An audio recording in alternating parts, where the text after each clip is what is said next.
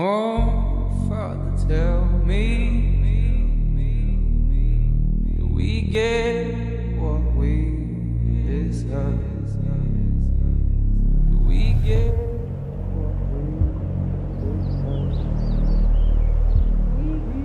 Bonjour à tous, aujourd'hui nous plongeons dans l'histoire extraordinaire de Sean Combs, mieux connu sous les noms de P. Diddy, Puff Daddy ou simplement Diddy.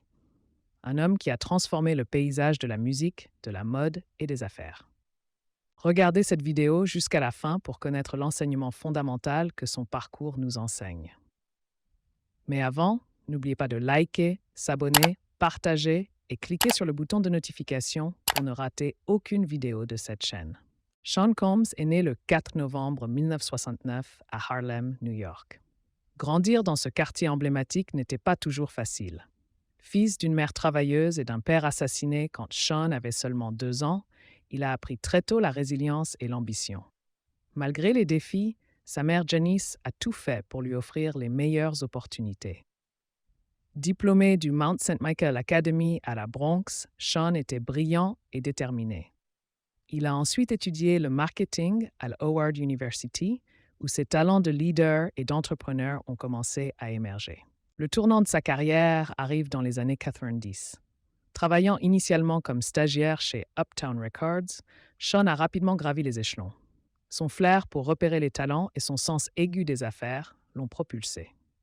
En 1993, il fonde Bad Boy Records, un label qui allait révolutionner la musique hip-hop.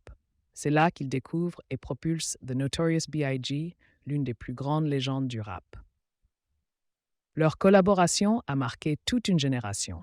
Sous le nom Puff Daddy, il sort son premier album solo, No Way Out, 1987, qui inclut des tubes comme Can't Nobody Hold Me Down, Mo Money, Mo Problems et I'll Be Missing You. Un hommage poignant à Biggie domine les charts. Cet album remporte un Grammy Award et propulse Diddy au rang de superstar mondial. Il continue d'enchaîner les succès au cours des années 2000, adoptant tour à tour les pseudonymes P. Diddy et Diddy, et collaborant avec des artistes majeurs comme Faith Evans, Usher, Jennifer Lopez, avec qui il entretient une relation médiatisée, et Jay-Z. Outre sa carrière musicale, il devient un producteur accompli, lançant les carrières de Maze 112, Danny T. Kane, et même en collaborant avec des stars internationales comme Dirty Money. P. Diddy comprenait très tôt que le succès dépassait la musique. En 2000, il lance Sean John, une marque de vêtements qui révolutionne la mode urbaine. Ses défilés et ses designs cassent les codes traditionnels. Mais ce n'est que le début. La vodka Ciroc devient un autre coup de génie. En négociant un pourcentage sur chaque bouteille vendue, il transforme un simple contrat publicitaire en source de revenus massive. Ses investissements s'étendent à la télévision, au sport, aux médias. Il devient un véritable magnat, un entrepreneur avant tout, qui inspire toute une génération de jeunes issus des quartiers défavorisés. Cependant, derrière l'image du magnat se cache une autre réalité. Depuis fin 2023, P. Diddy est confronté à plusieurs accusations de trafic sexuel et de mauvais traitement. Des raids dans ses propriétés de Miami et Los Angeles ont marqué un tournant dans sa carrière, mettant en lumière des secrets sombres qui pourraient détruire ce qu'il a mis des décennies à bâtir. Le monde des soirées de P. Diddy a souvent fait l'objet de nombreuses spéculations médiatiques. Ces célébrations étaient légendaires dans l'industrie du divertissement, notamment à New York et à Miami, où ces fêtes étaient réputées pour être somptueuses et parfois controversées. Les années 90 et 2000 ont été marquées par des soirées démesurées, avec des invités célèbres, beaucoup d'alcool et une atmosphère festive caractéristique de l'industrie musicale de l'époque. Les clubs comme le Justin's à New York ou les événements during les semaines du Hip Hop Awards étaient des points culminants de ces célébrations. En septembre 2024, P. Diddy est inculpé de trafic sexuel et extorsion et écroué. Il fait l'objet de 9 plaintes depuis novembre 2023.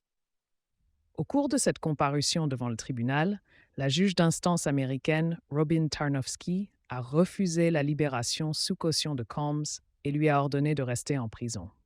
Ses avocats ont proposé une caution de 50 millions de dollars, mais le 18 septembre, Un deuxième juge, Andrew L. Carter Jr., a également refusé la libération sous caution, craignant que des témoins potentiels ne soient menacés ou intimidés. Sean Combs est détenu au centre de détention métropolitain de Brooklyn. Aujourd'hui, P. Diddy est bien plus qu'un artiste ou un homme d'affaires. Il est un symbole de réussite, de transformation personnelle et de possibilités infinies. Avec une fortune estimée à plus de 800 millions de dollars, il a prouvé que le talent, la détermination et la vision peuvent tout transformer. De Harlem au sommet du monde des affaires, Sean Combs a écrit sa propre histoire. Sa vie nous enseigne une leçon fondamentale. Les origines ne déterminent pas la destination. Avec du travail, de l'audace et de la créativité, on peut réinventer non seulement sa propre vie, mais aussi toute une industrie. Merci d'avoir suivi ce voyage à travers l'histoire de P. Diddy. N'oubliez pas de liker, commenter et vous abonner à notre chaîne. Father, tell me, do we get